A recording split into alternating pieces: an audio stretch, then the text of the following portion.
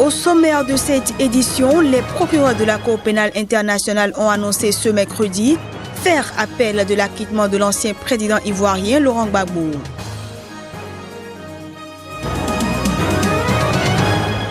Le pasteur zimbabwéen Evan Mawarire a été interpellé à son domicile et placé en garde à vue au commissariat central de la capitale.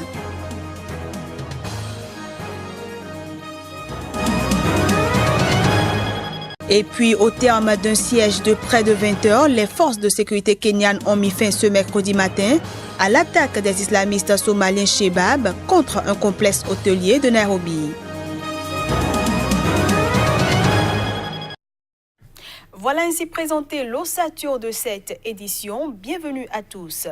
Au Gabon, les 38 ministres du nouveau gouvernement ont prêté serment au palais présidentiel de Libreville devant le chef de l'État Ali Bongo Ondimba, de retour à Libreville, et ce, après 2 mois et demi d'absence suite à un accident vasculaire cérébral. Les précisions.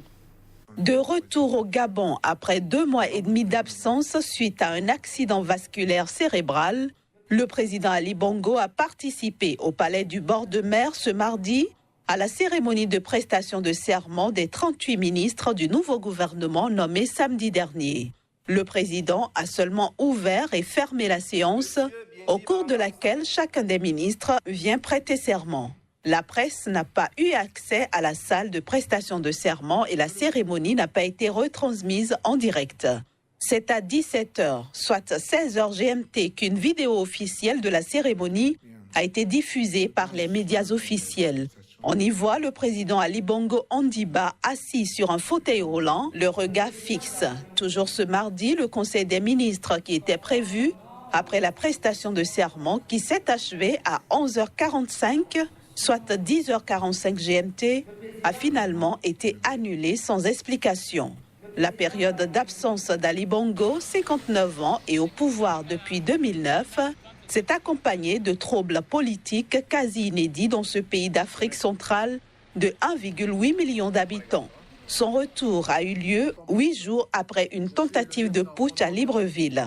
Par ailleurs, la présidence n'a pas confirmé si le retour du président Bongo au Gabon était définitif ou si ce dernier allait repartir à Rabat pour y poursuivre sa convalescence.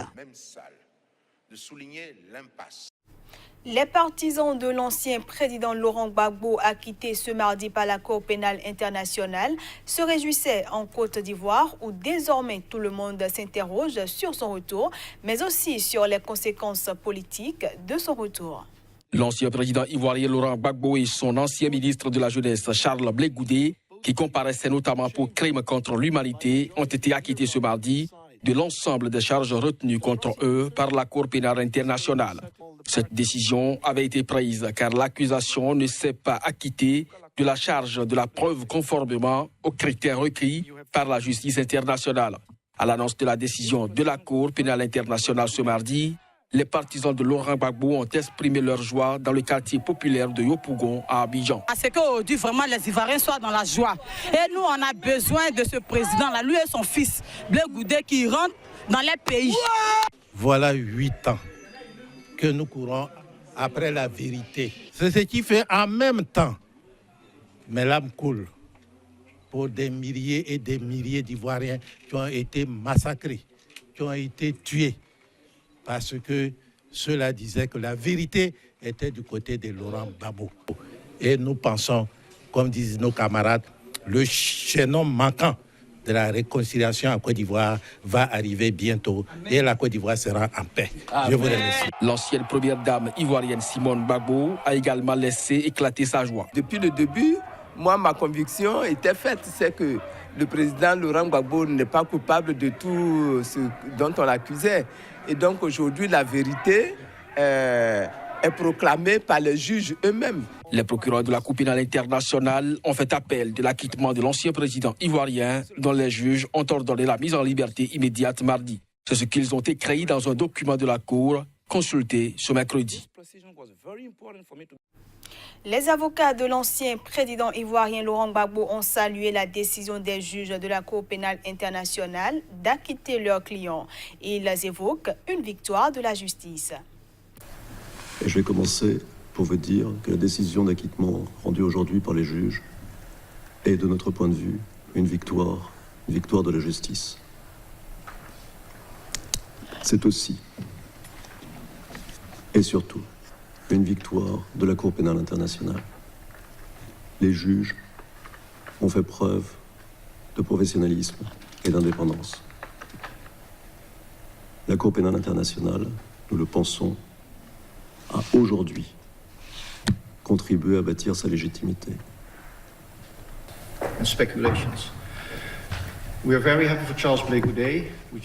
Nous sommes très heureux pour Charles Blé Goudé. Nous l'avons brièvement rencontré après la décision. Il est très heureux. Il est reconnaissant à la Cour d'avoir examiné les faits et seulement les faits et rien d'autre que les faits. Et nous espérons que la Cour rendra une décision concernant la remise en liberté immédiate de Charles Blé Goudé afin qu'il puisse enfin rentrer.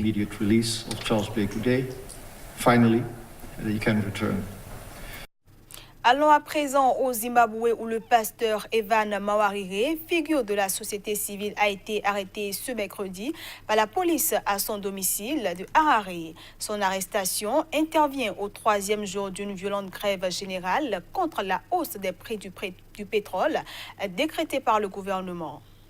En début de matinée ce mercredi, le domicile du pasteur Evan Mawarire a été encerclé par la police en armes, qu'il en a extrait 2 heures plus tard jusqu'à un fourgon. Porte-drapeau des manifestations antigouvernementales de 2016, le pasteur Evan Mawarire a appelé à soutenir la grève lancée par le principal syndicat du pays qui a tourné en fronde politique contre le président Emmerson Mnangagwa. En effet, le principal syndicat du Zimbabwe a appelé à 3 jours de grève générale après l'annonce samedi soir par le président Emmerson Mnangagwa d'une forte hausse des prix du carburant. Suite à cet appel, de violentes manifestations de colère ont éclaté depuis lundi dans tout le pays, notamment dans les 2 plus grandes villes du pays, Harare et Bulawayo. La police a sévèrement réprimé les protestataires, faisant au moins 3 morts et de nombreux blessés. Au moins 200 personnes ont été arrêtées. Les islamistes radicaux somaliens Shebab ont encore frappé au Kenya.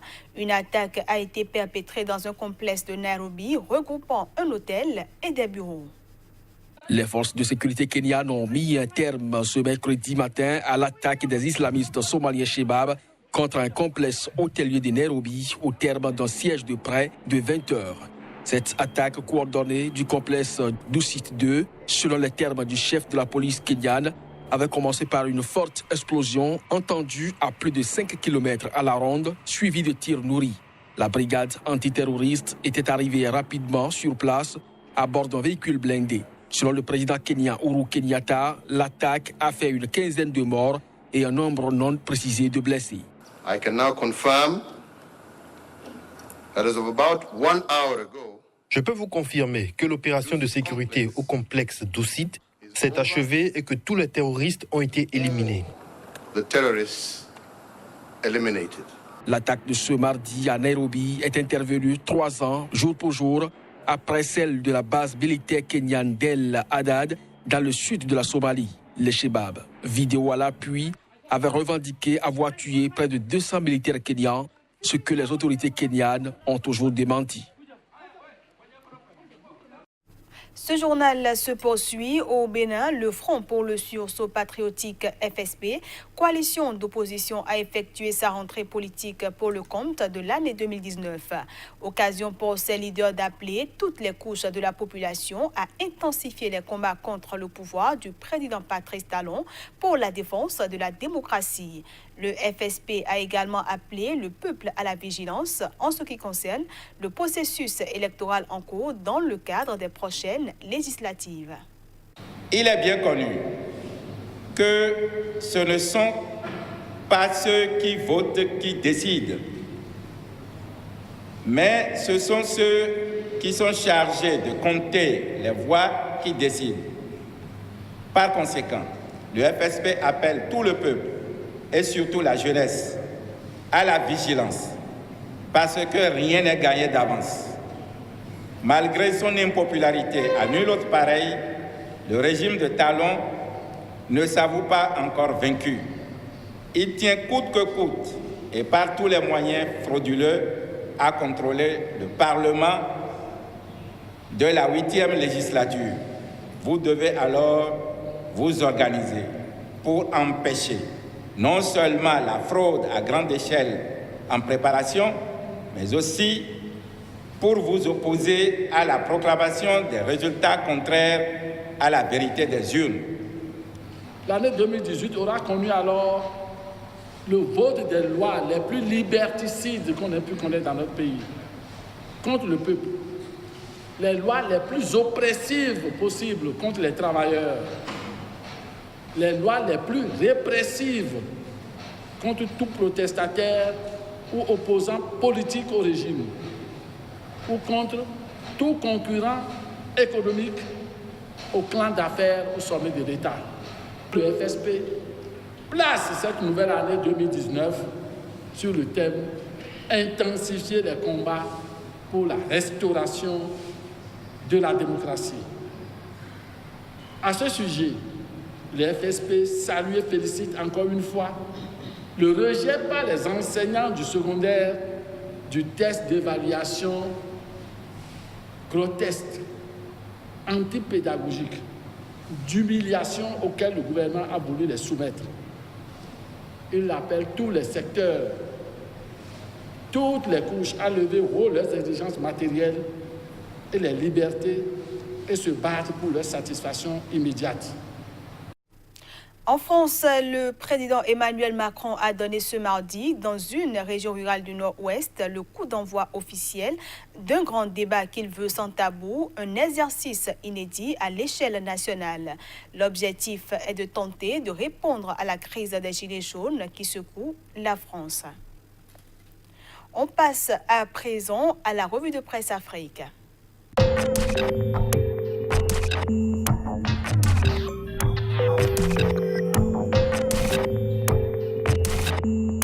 La revue de presse Afrique du jour sur Sika parlera bien évidemment de l'actualité majeure tombée mardi et qui fait référence à l'ex-président ivoirien Laurent Gbagbo. La presse ivoirienne y a exclusivement consacré ses unes. La voix originale, pour qui l'attente a visiblement été longue, s'est permis une manchette sans équivoque. CPI hier, enfin, ils sont libres. Plus de réactions à travers le monde. L'intelligence se veut plus tempérée et annonce, édition spéciale, Gbagbo et Blé Goudé acquittés mais pas encore libres. N'ayons pas peur, ils arrivent. Fraternité matin à présent, Cour pénale internationale, Gbagbo et Blé Goudé acquittés. Ce que les juges ont dit, quelle incidence sur la vie politique nationale. L'ambiance à Yopougon et à la résidence des Gbagbo, la réaction des hommes politiques. Et l'un des hommes politiques est à retrouver à la une du quotidien Le Bélier Intrépide qui titre « Libération de Laurent Gbagbo et Blé Goudé, réaction du président du PDC-IRDA, Henri Kono-Bédié, c'est une bonne chose pour la paix. Mais cet acquittement est loin de contenter tout le monde. Le jour plus titre « CPI, acquittement de Laurent Gbagbo et Blé Goudé, les victimes et leurs avocats condamnent la décision ». Le sursaut, pour finir, s'intéresse à une autre affaire et titre « Justice ». Le député Alain Loboyon, humilié et déféré à la MACA, la grosse colère des députés. Au Sénégal, Sud Quotidien s'intéresse à la classe politique en manchette et affiche « Stratégie de lutte contre le maquis » en référence au chef de l'État. L'opposition cherche ses marques. Enquête titre de son côté « Requête contre l'invalidation de sa candidature. Khalifa charge les 7 sages ». Même titre avec Walf Quotidien. Son recours a été introduit hier. Khalifa fonce sur les 7 sages. Walf fait aussi état de la manif contre les décisions du Conseil constitutionnel. Un prof d'anglais torturé, 2 qualifistes déférés. Les précisions de la police. Vox Populi revient sur la même actualité en manchette. Manifestation contre la décision du Conseil constitutionnel sur les candidatures à la présidentielle 2019. L'opposition déclenche la guérilla urbaine. Vox Populi relaie l'actualité dans le monde estudiantin aussi. Non-paiement des bourses, les étudiants de l'UGB repartent en guerre. Au Cameroun, mutation titre, insécurité chronique, 7 régions sur 10 affectées, l'Adamawa rejoint le nord-ouest, le sud-ouest, l'ouest, l'est, le Nord et l'extrême Nord sur la liste noire des unités administratives en crise sécuritaire. Les forces de sécurité et de défense de plus en plus sollicitées à l'analyse d'un géostratège. Repère parle d'autre chose et affiche en titre « Bas salaire à la fonction publique, budget alloué aux secteurs sociaux ». La Banque mondiale tense le Cameroun. Cameroun Tribune parle de financement des PME et estime qu'il faut rectifier le tir. L'économie, avec sa manchette très expressive, parle consommation. Le gouvernement fait mousser l'attente du prix de la bière. Et c'est sur cette note économique que nous refermons cette revue de presse Afrique que nous vous remercions d'avoir suivi. À très bientôt. Et voilà, mesdames, messieurs, c'est la fin de cette édition que je vous remercie d'avoir suivi. À bientôt.